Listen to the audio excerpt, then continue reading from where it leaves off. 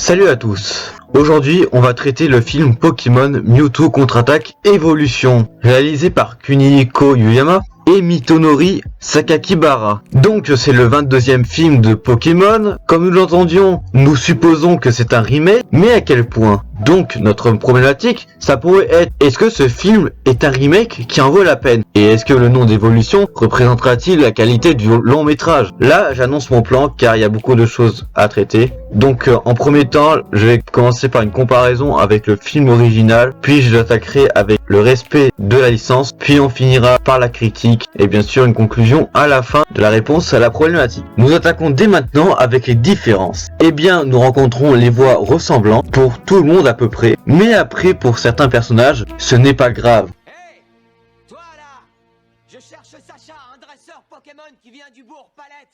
Tu le connais? Ouais, c'est moi. Je te lance un défi, et si tu refuses, c'est que t'es une boule mouillée.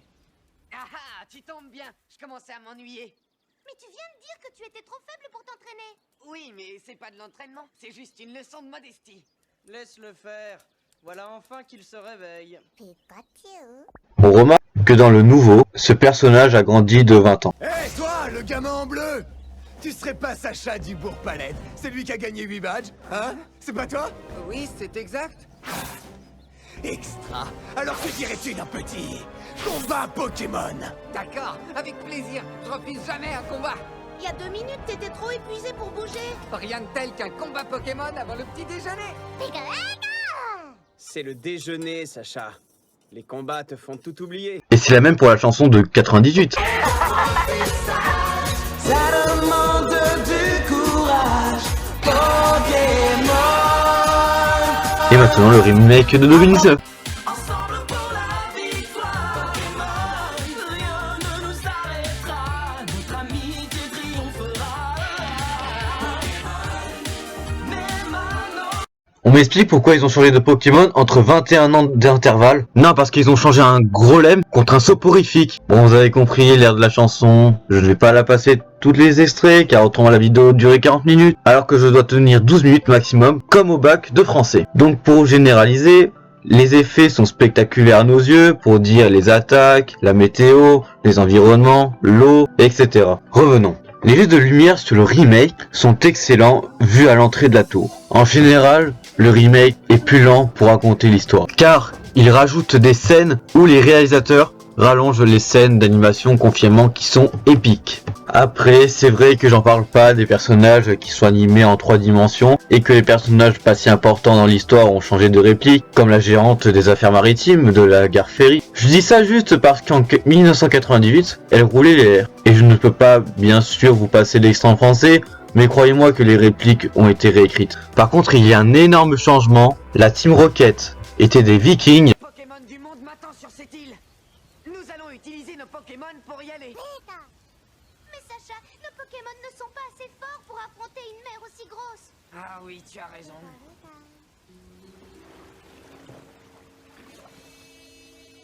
Fufulez traversée, on vous amène.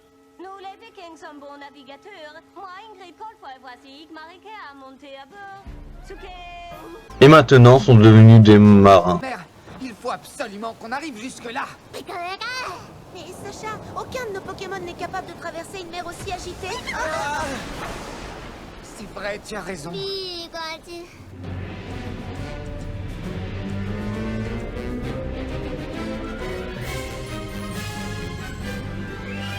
Les vagues nous attaquent sans répit, et c'est sans importance. On tient la barre bien le bonjour, en avant pleine puissance. Tous ensemble. Si tu sens que plus rien ne va, On est là, nous on te conseille, on te sort de tes tracas. Rien ne sera plus pareil.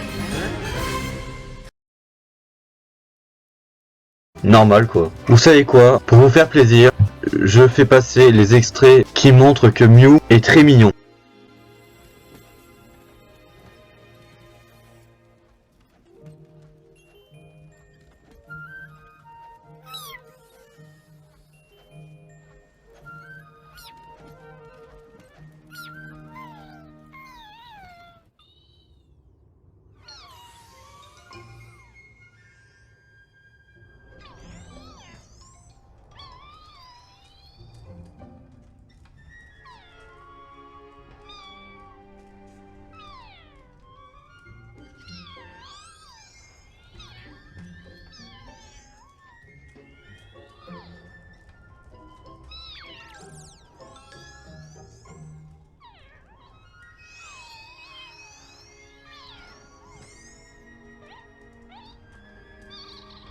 Mon but ce n'est pas de vous spoil, donc je vais m'arrêter pour les ressemblances. Donc on s'attaque pour la prochaine sous-partie. Maintenant, je devrais vous parler si ce film respecte la licence. Eh ben, je ne pourrais pas dire grand-chose, car c'est un remake, et donc c'est le même scénario, mais en rajoutant quelques scènes. Logiquement, je pourrais dire, ça ne respecte pas la série, car la série n'est pas en 3D. Mais on a le droit de innover.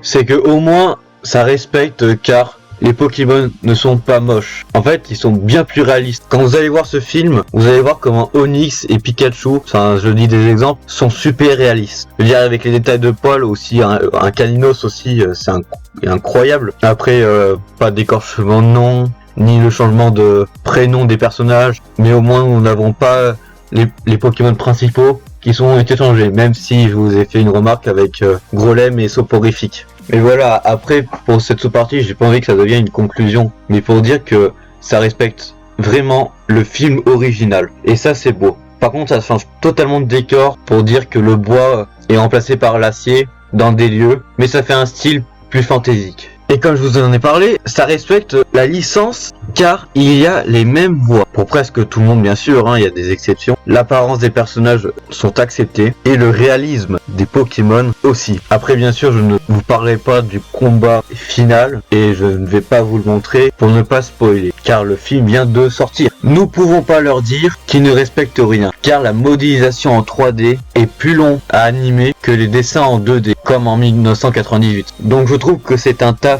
monstrueux de la part des dessinateurs. Mais pour dire que le mot évolution, c'est vrai que c'est un petit peu compliqué à aborder ce film, même si on a eu des traumatismes à cause des autres films. Après, quand on parle des impacts des attaques, comme le bouclier aussi de Mewtwo et d'Ultra Laser de Léviator, ce sont des exemples encore, sont bien différents. Et je pense que les puristes ne pourront pas l'accepter. Après, peut-être que des personnes n'aiment pas celui-là, le film, car il est en 3D et peut être considéré comme les... Mais après, à l'image que vous voyez, c'est un petit peu moche parce que j'ai une mauvaise résolution, mais même avec une mauvaise résolution, vous voyez que c'est très beau. Et après, en même temps, en fond d'écran, je vous montre un peu flouté pour ne pas me faire strike si jamais. Mais autrement, bien sûr, c'est magnifique, l'animation numérique. Maintenant, passons à la critique.